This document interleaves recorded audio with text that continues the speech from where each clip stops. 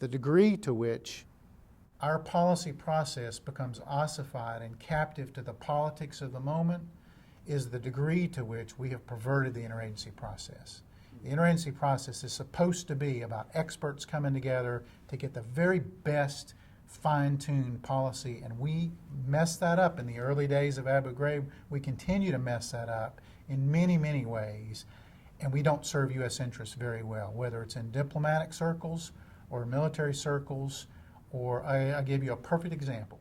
The State Department lawyers in the early days that said, and I was one of them, that said, you know what? The Geneva Conventions do not require us to do Article 5 tribunals at Guantanamo Bay.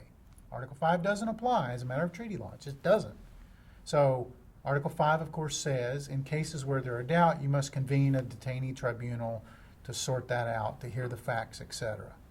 We said U.S. policy requires that we comply with the principles and spirit of the laws of war at all times. So no, Article 5 doesn't apply as a matter of black letter law, but we still should do something.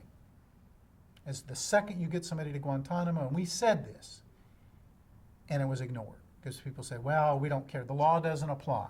That's a good example of what I mean by the difference between a policy mandate and the gray area of policy prerogative. I fear that our U.S. government interagency process has become so complicated and so complex and so burdened down with politics that we're not getting good answers in a timely enough way, and we are making huge fundamental mistakes, both legally sometimes, but more importantly as a matter of policy.